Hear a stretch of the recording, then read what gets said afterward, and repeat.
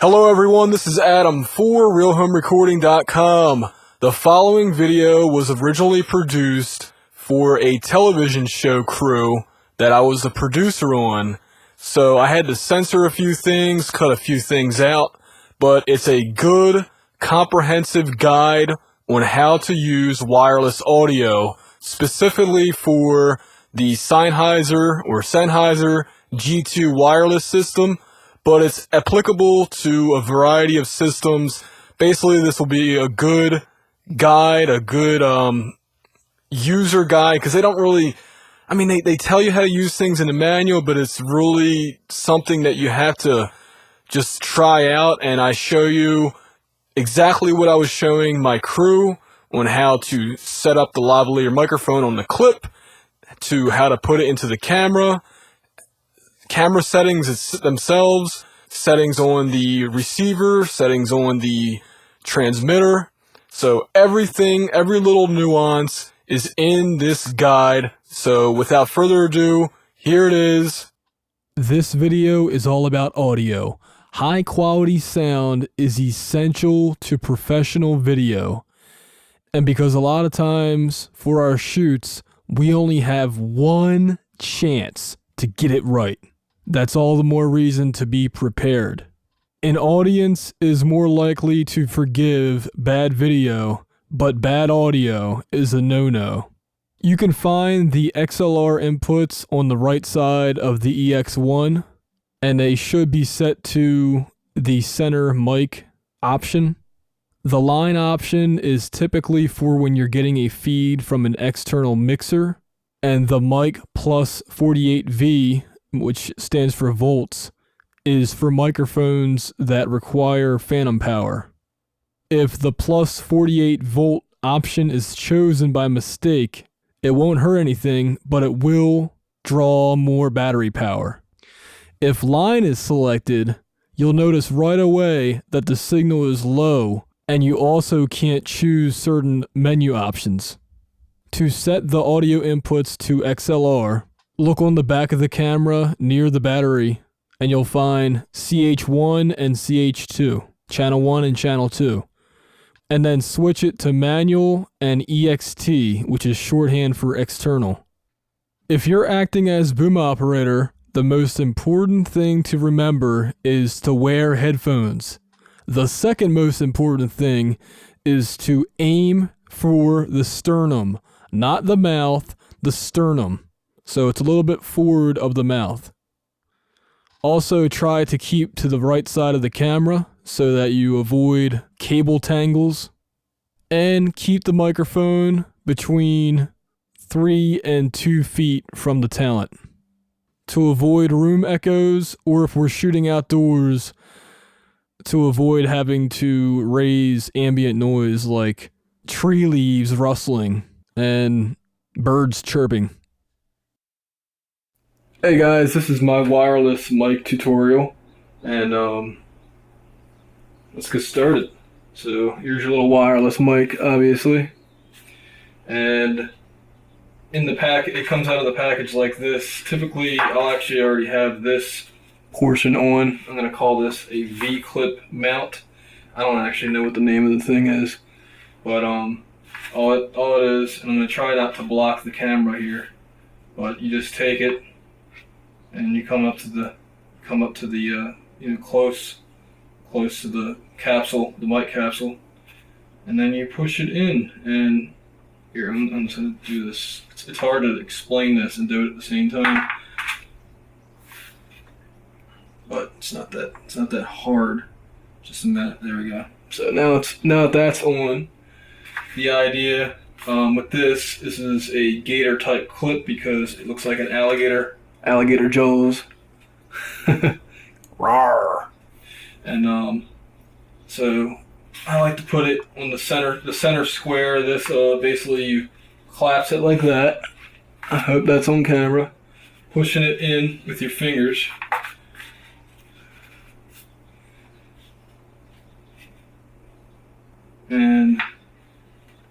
And then there's slots that this goes into. So there. Now that that's in, trick is you want to decouple the cable. That means isolate the cable from the microphone, so that anytime the cable is moved, which will happen, even if somebody's just sitting down, them just moving a little bit might create a problem. This will essentially it won't eliminate it, but it'll reduce the problem of cable being pulled, which I'm sure you're familiar with the sound. So basically, you take this portion. Again, I hope I'm not blocking. Take this portion of the cable, smaller length than I just had, so go into the gator clip like that. So at this point it looks like that, and then you take enough so that it's not going to be too tense. On regular clips, and this is where the talent. This is like behind the talent shirt. Hopefully there. I keep moving the thing. Okay, so this will be behind the talent shirt. On a normal clip, you would take the gator. I'm trying to do this for camera, and just clip it like that. Like that. Maybe not as big as a loop, but the idea is aesthetics and utility. So the cool thing about this clip, though, you don't need to do it like that. And actually, it's not even designed like that. Some of these have teeth. This one doesn't, because it has this little clip right here. I hope you can see it. Right where my finger's pointing now. This little clip is where the cable goes. So you just loop it so that the cable's going down. And now you have a nice looking little decoupled section of cable. And it looks good, so let me, here.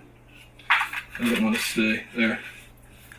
That's what it looks like from the front, and from the back. I have pictures that I'm going to flash up on the screen right now so you can see it better. But there we go. And then from the talent's point of view, you clip it like that. Or from your point of view, you clip it like that onto their button down or jacket, depending on what they're wearing. That's very important when we're doing shoots, that you wear, whoever's being talent has to wear either a button-down shirt or a shirt that has buttons near the top of their collar. If that isn't the case, it's going to be a little bit tougher to mount this. The cool thing is, with this clip, if somebody needs to have the mic clipped at their neck, at their collar point, this can be turned vertically like that. It's not ideal, though. The ideal mounting is indeed horizontal like that. Okay, so I'm going to move on to the next step, which is the actual receiver. And I'm going to find you know what, I guess that's not too bad of a spot. Looks like it's in focus. Okay, so I already have batteries in here. They both go in the same direction. Positive side going that way, and negative in there. So German engineered or designed. I think it's German. I think it's made in Germany, or designed in Germany and made in America, believe it or not. So that goes like that. You hit it on, and that lights up. I think if there's a low battery, it tells you somewhere. I know that there's a battery indicator right there, and I'm really hoping that this picks up. This does illuminate. The screen illuminates, and as you see, the level is going as I'm talking, and it's going to get a little bit louder now because I'm going to put the mic closer to myself. So, still, I'm using the camera mic for this tutorial. I might plug it in just so you can tell the difference, but right now the level's pretty good. It's in the middle. I would probably even set a little bit lower, because you never know when somebody's going to be loud like that. And say it's going to clip. Clip! See the yellow button coming on? AF. It actually says AF peak. So I'm going to turn this down, and this is how you do it. Over here on the right side, you have the set button. So I'm going to hit that. And the first thing that comes up is bank. I don't want that. So there's these two buttons right here. Down and up. I'm going to go up through the menus. Or is it the down button? Yeah, that's up. Okay, so we have lock, I don't want that. Pilot, I don't want that. I do want to make sure that the pilot is on, which it is. Okay, so the pilot's on. Reset, no. Name, no. Display, no. Sensitivity, here's where I want. Or sense it. Right now it's on 0. So here's what I typically set it to. And good, there's a level right there, which is always nice to have. I will set this to -20. And the reason is, a lot of times we'll be yelling on the show. Now, it's not giving me a lot of level right now, but if I hit it at -10, test 1, hey, test 1. You know what, that's not too bad. For whatever reason, that's not too bad. You always want the peak, which you can see the peak when I go, see it stays? The peak should be in the middle of this. You don't want it to be very loud. You don't want it to be all the way over there. That's too loud. So have it right in the middle. So -10 is good. I hope you can see the screen again. So sensitivity is now at -10 decibels. So we're good there. And the next thing is tune. I will get to that. Actually, you know what? I'll just bring it over here right now. This is the receiver. And you can tell it's a receiver because it's normally going to be on the camera. This is the shoe mount. It looks just like the transmitter. So turn it on. I'm going to hit set to go into the menu. Right now it's picking up. I already had the channel set. So what I'm going to do is I hit the set button just now. Now I'm going to go down, and I hit down twice. Go to tune. I'm sorry. You know what? I did it wrong.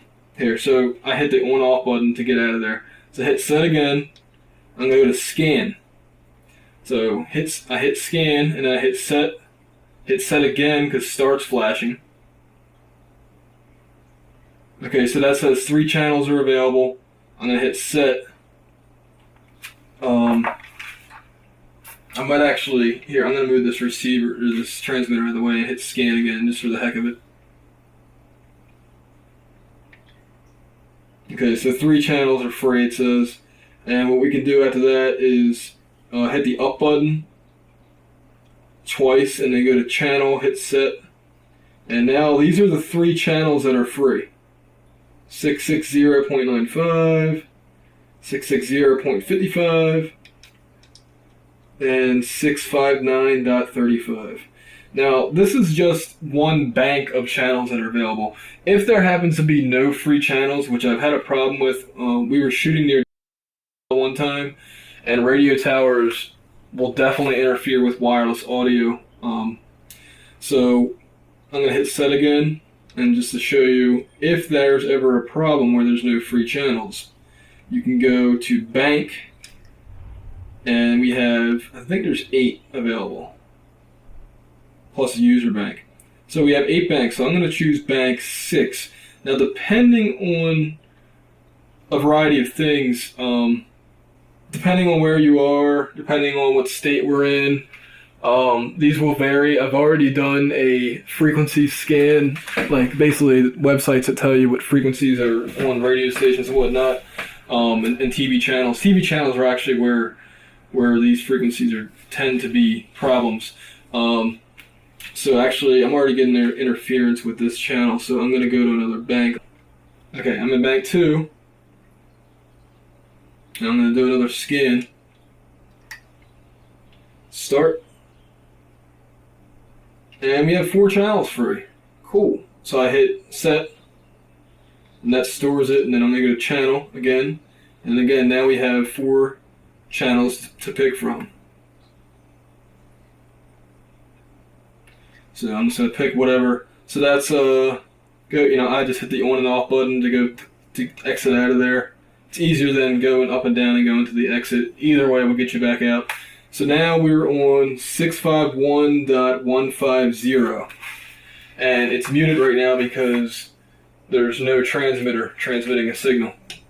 Essentially, think of this as a car radio, and you set it to 97.9 or whatever. Well, now we have transmitter. They're big. This is like a little radio tower, essentially. So what I'm going to do now is go to bank. Well, this is the transmitter now. Go to bank number 2. And then I'm going to go up and find my my channel menu. And what am I on again? So this is my receiver in my right hand. I'm on 651.150, which it looks like 651.150. There we go. So now that I'm on there, test 1, and what will happen here? Let me do this again just to show you. So I'm going to change this channel to another one. So here, again, here's the receiver, and this is the transmitter. I'm going to change this to the proper channel, 651.150, and set. And as soon as I do that, this light will come on to tell me that I'm getting a signal. RF means radio frequency. And as you can see, I am getting a signal because, hello, see, it's giving me a signal. They're coming up again. Testing 1, 2, 3. Good. Okay, now I'm going to go over the receiver because we're done with the transmitter side of things. And this is an important step. All these are important steps really to getting this to work. Okay, so I'm going to hit set to go into the menu again. And go up to AF out.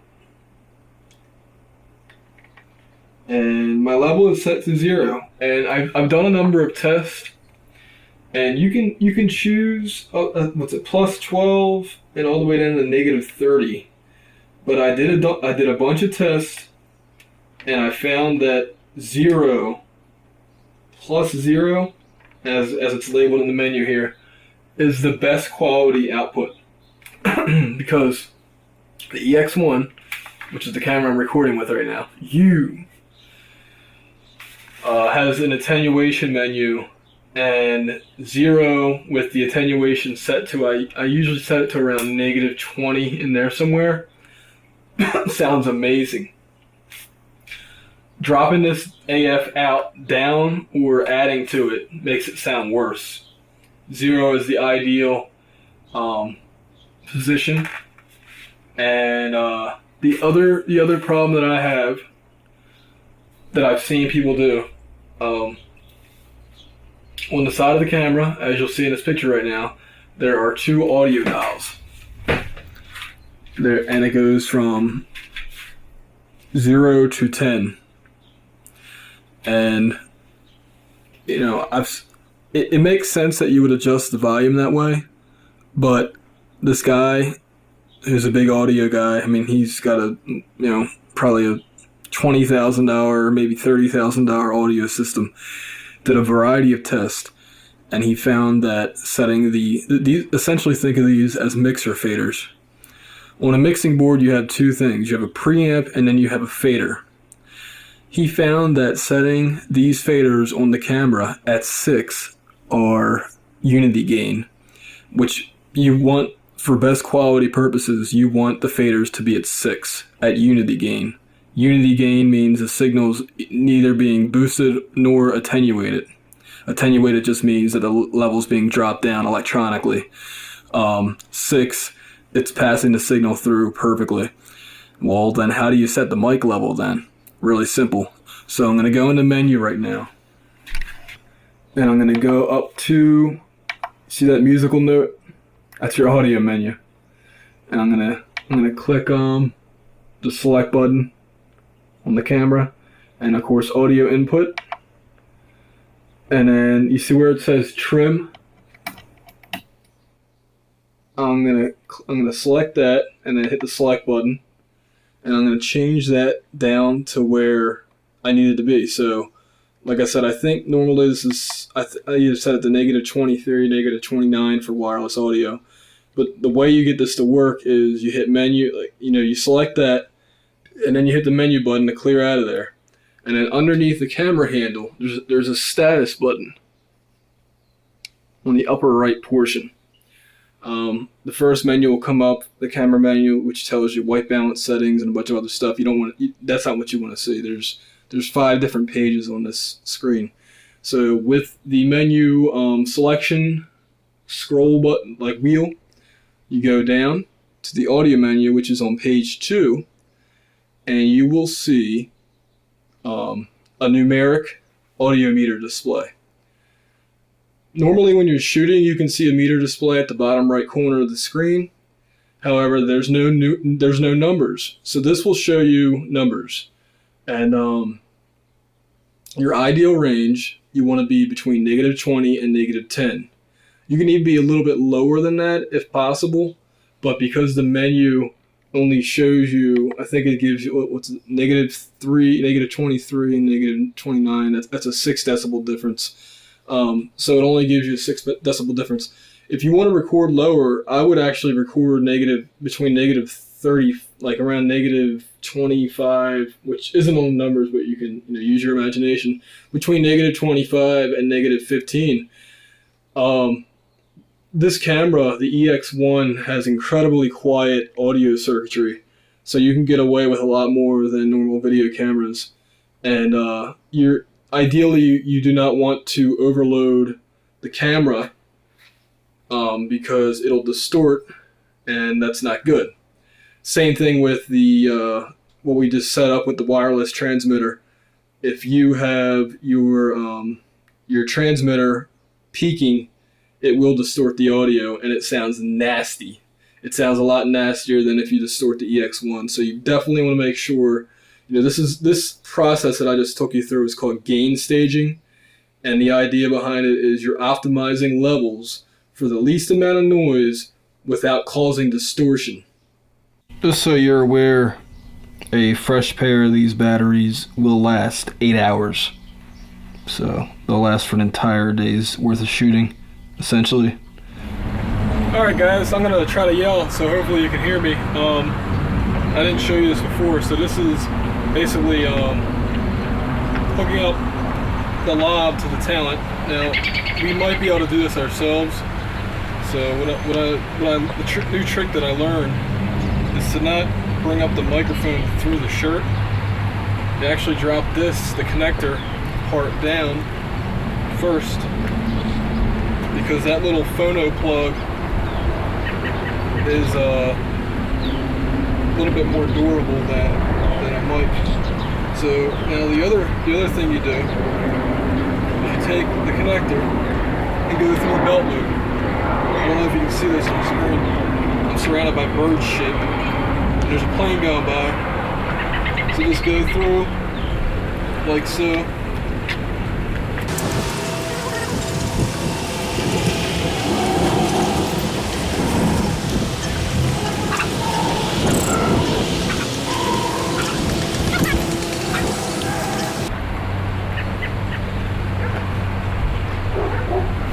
Okay, so at this point I'm going to clip it on, and that's the best I could come up with because I'm wearing a non-button down shirt. Again, I would like everybody to wear a shirt that at least has a few buttons right here, if not all the way down. It makes this much simpler. Plus this just doesn't feel right the way it's clipped, but it's better than nothing. And plus see how loose the collar is? Like this shirt just, yeah, and ideally I want the mic aimed up. So, okay, so finishing the rest of this. So this is through the belt loop. Now, for aesthetic purposes, I probably wouldn't do it this way. What I do is clip this here, which this is not easy to do by yourself, but I'm going to attempt it. Actually, because my button is buttoned, it's going to give me a problem. Yeah, this thing's going to fall off, so I'm not even going to attempt to do this. But you would put it right here, and then you would, this part, just the black piece, not the silver. Make sure the silver's tight. But the black piece can move by itself, on here, and then you just clip that so the cable isn't going anywhere else, and then that would, you know, place it like that. You know, again, you can put it, the idea is you want to put the cable so that it's not touching skin and it's not touching this cable, so that it's not getting any interference. The other thing that I didn't say before, which is extremely important, is when we're recording, all cell phones need to be turned off. Not on vibrate, not on silent, off. Cell phones can interfere with wireless even though they're not on the same frequency. I've even had microphone cables, cabled wired microphones, get interference, and the cable itself was shielded. You know, it's my Mogami cable, which was really expensive and pretty much top of the line cable. And that's not the problem, it's the actual microphone capsule itself picking up interference from cell phones. So, alright, so I clip that there, turn that on, test one. Testing one, looks like we got a good sensitivity. I may have even have it picking up on this channel, I'm not sure, I can't remember. Test one, hey. Okay, so my level is actually a little bit too loud right now. What's that, channel 1? So I'm gonna drop it down to -23. Hey everybody, what's up? Now I could actually even bring it down a tiny bit more, but yeah, so listen to the difference in audio now. I mean, it doesn't make that much of a difference when I'm closer to the camera, but man, when I'm far away, and I'll start walking away. Consistent levels, good pickup. I mean, you can't beat a microphone that's, what's this, probably like 7 inches from my mouth. You can't beat that difference in quality. And I could walk all the way down to the rest of the yard and it still picks up fine. You know, the quality difference is easily apparent, and that's why we use this. The other thing I don't have right now, but I'll probably just put it on a handheld mic, is the, I call it the butt plug transmitter, and that's going to be tied on to the boom mic. So, because we need to have a microphone for the other talent, let's say, you know, for whenever they say something, because we're not going to be able to mic up those people. So we need a boom operator with a powered supply on the cable, because unfortunately the transmitter, the plug-on transmitter cannot power a condenser microphone that needs power. So I got a plan that works. I've already tried it, and it's basically just a microphone that takes a AA battery that then is plugged into that, and it works pretty good. So, all right, that's it for the talent portion of this. By the way, I think I showed you earlier, but you can take a piece of gaffer's tape. Wow, that's pretty snug.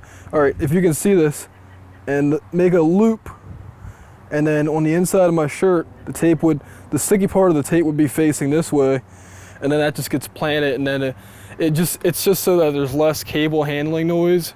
But yeah, I forgot one last important step, breaking down the cable. So before you start messing with it, turn it off. Oh, you gotta hold in the on and off button for about 2 seconds, and then it turns off. And then now, instead of taking the cable, which I used to always do, but I think this way's better, I shouldn't do it anyway,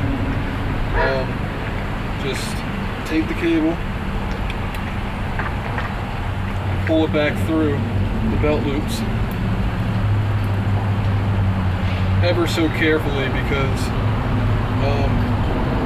this cable does have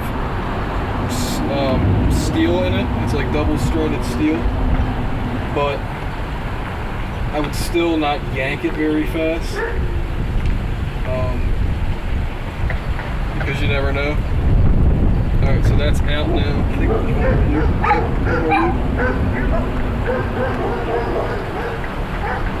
There's dogs barking out. I wonder if the mic's picking it up. But the other reason I don't like having this like this, it's way too close to the vocal cords right here, and it picks up a lot of low end, so it tends to sound more muffled than if the button down was able to go down here, where we could adjust it. We could adjust it regardless, and then go about it that way. So, clip this right now, and pull it up again gently, and there it is.